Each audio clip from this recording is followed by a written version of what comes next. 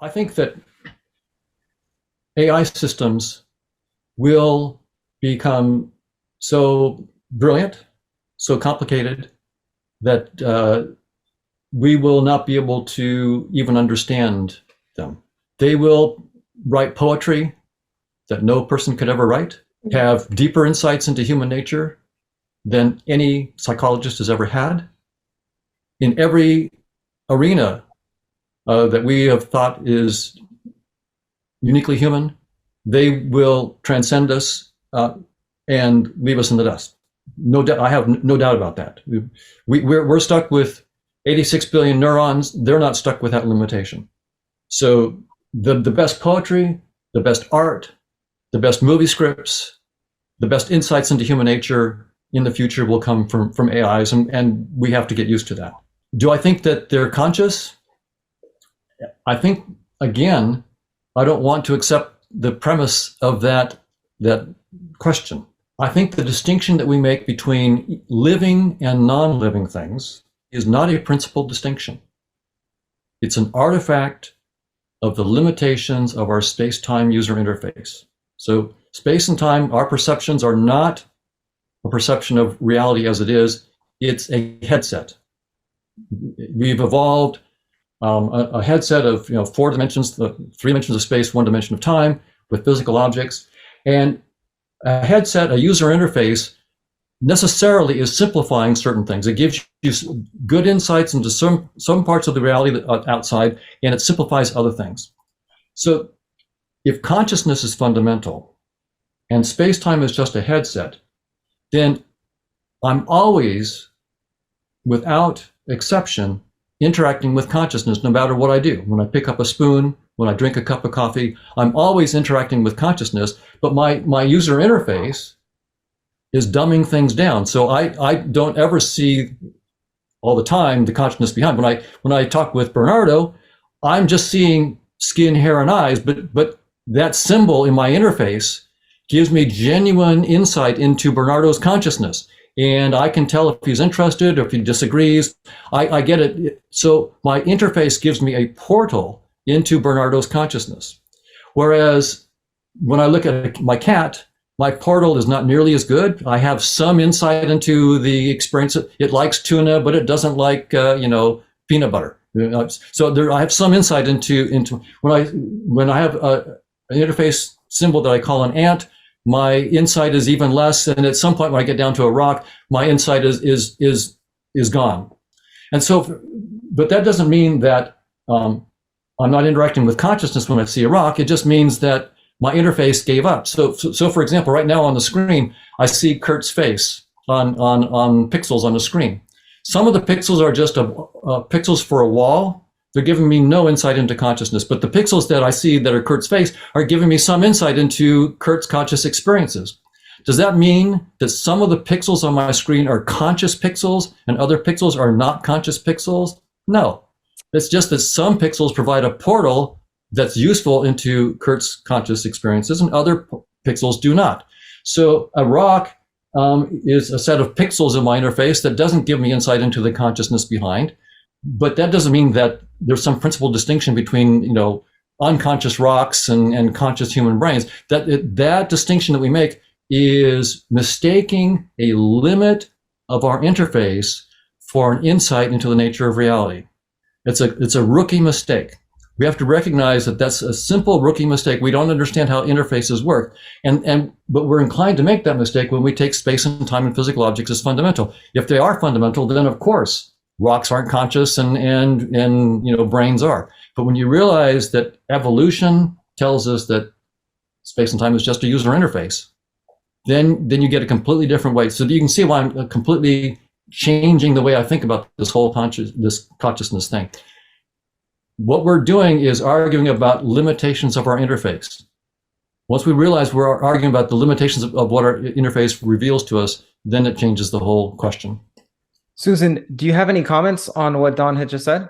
Well, I'm open to looking at different theories of space-time emergence, but I don't think that from that issue in physics, we should draw any conclusions about the truth of idealism. And I also think that we're confusing the issue if we start getting too immersed in particular theories of consciousness, because we don't understand consciousness, and we have to decide whether machines are conscious now and within the next 100 years. So I think that's where we should focus our attention. Will we ever have a way of determining whether a machine is conscious, or even an organism, or even other people? Yeah. So this is a really good question. And I think, I'm assuming all of us agree that you can't tell from an axiomatic argument that the person next to you is conscious. You're not going to achieve certainty. I mean, philosophers have long been skeptics about other minds and the nature of the external world. And so what we usually do, though, I mean, I don't worry about consciousness of other humans, is we look for similarities to ourselves, and we see similar behaviors. And also we look at science, which identifies consciousness within nervous systems, and then we extrapolate to non-human animals, right? So this is a sort of very non-top-down methodology, if you will, that looks towards science and behavior to try to understand why others are conscious. Now, we're not going to have either of those to go on in the case of AI. I mean, as Bernardo mentioned, AIs can be programmed to act conscious. So we can't take that as evidence that they're conscious. And they don't have nervous systems. I mean, it's super tricky. I mean, and that's not to say it isn't tricky with, crabs or the octopus to understand their consciousness. But I think it's even harder in the case of synthetic consciousness. So what do? Well, we develop tests. We need to work on these. I've started in my book, Artificial You, to develop tests for consciousness. So one would be to box in the AI at the R&D stage. Boxing in an AI is a strategy in AI safety. So that means that you deny the AI access to the internet, facts about human minds, consciousness. It doesn't have access like, Lambda did to Wikipedia. And you ask it questions to see if it seems conscious. And if it does, and it didn't have access to those kinds of facts, then I think in that case, in the case of that system, we need to be very careful how we treat it ethically. It may be conscious for all we know. So that's one test. I call that the ACT test. It was developed with Edwin Turner, an astrophysics professor at Princeton. But there are other methodologies as well. Another methodology, which I think will be very useful, is to just simply wait and see when microchips are placed in the human brain to see, in those cases, if consciousness emerges in areas of the brain in which there were deficits for consciousness before. So in other words, as medicine begins to use neural prosthetics in the brain, right now, we have an artificial hippocampus in phase 2 clinical trials in humans. As we begin to utilize such things in the parts of the brain that underlie conscious experience, we can see whether microchips are the right stuff. I call this the chip test, and it's basically not really a single test, but it does suggest that we might one day be able to find out whether machines are conscious. Thank you. Bernardo. Can I also comment on Dawn's previous reply? Of course. But first, your immediate question. Only if it's disputatious. It's lightly disputatious. Finally, Dawn and I can found something that we can slightly dispute. Regarding your first question, though, can we definitely prove or refute that an entity is conscious or unconscious? I would say no. Unless you are the entity, you cannot definitely refute whether the entity has conscious inner life or not. But does this acknowledgement reflect any importance? I would also say no. I can also not definitely refute that the flying spaghetti monster exists and is running the solar system from an invisible higher dimension with his invisible noodly appendages. The question is not what we can prove or refute, Very, very rarely we can definitively prove or refute anything. The question is, what do we have good reasons to entertain seriously as a hypothesis? And I think that if all of you had experience designing microchips, you would know that we have absolutely no good reason to ever entertain the hypothesis that a silicon microchip constituted of millions of microscopic electronic switches that can be opened or closed, which doesn't metabolize, doesn't have neurotransmitters, is a completely different thing, will ever be conscious. It may look like it is conscious because it is constructed to look like that, and that doesn't mean that it is conscious. Now, regarding Don's point, I know where he's coming, I know where you're coming from, Don, and I agree with the truth of what you're saying, but I also think it's important that we acknowledge the legitimacy of a very precise and natural question. If somebody was here in my study sitting next to me, looking at this entity here, me, and then looking at this other entity, a metal bottle, it is legitimate to ask, is this thing here correlated with conscious inner life? The answer would be yes. And then it's just as valid to ask, is this thing here correlated with conscious inner life? Is there something it is like to be the metal bottle? I think that's a valid question. And I think the answer is no. There is nothing it is like to be a metal bottle. Now, how do I reconcile this with where you are coming from? You gave the answer. I just want to highlight this for the audience. The mistake we make is to consider the metal bottle a thing. There is no thing. Things are whatever we have a noun in our language for. That doesn't mean that the structure of nouns in our language is the ontic structure of reality out there. In reality, there are no things because there is no objective way to carve out subsets or segments of the universe in a way that is ontically grounded. We carve out reality into inanimate things for convenience. Where does the river end and the ocean begin? If I remove the spark plugs of a car and the car stopped running, does it mean that the spark plugs are integral to the car? Because without the spark plugs, the car doesn't move? Well, if so, then you need the gravity of the planet, you need the road in order for the car to sort of have some traction and move. You need air for combustion. Quickly you realize that there are no things. There is only the inanimate universe as a whole.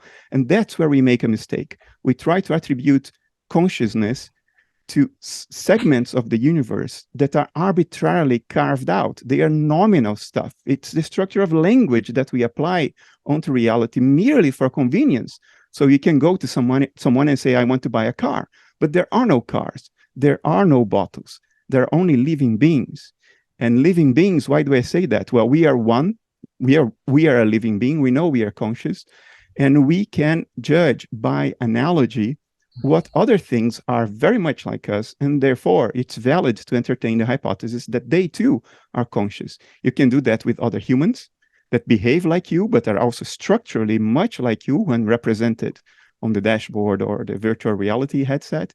And you can go down to even single-celled organisms, bacteria, archaea, because they also metabolize. And metabolism is something very specific, very unique in nature. Nothing in nature that isn't metabolism look even remotely like metabolism.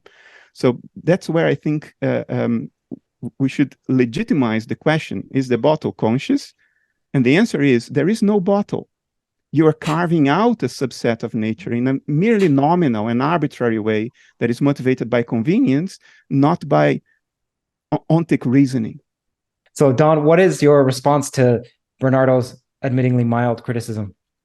Well, I would agree with Susan and Bernardo. I'll just say I agree with Susan that from the fact that physics tells us that space-time is not fundamental, it does not follow that consciousness is.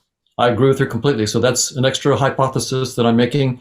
And that hypothesis will have to earn its keep. It will have to actually show precisely how space-time does emerge and give us back all the scattering amplitudes and so forth, or the hypothesis that consciousness is fundamental is not interesting. So we'll see. So I agree with Susan on that, and I agree with everything that Bernardo has said. I'll say that this idea that space-time is just an interface and that the distinction we make between living and non-living, or conscious or non-conscious parts of that interface is not a principal distinction.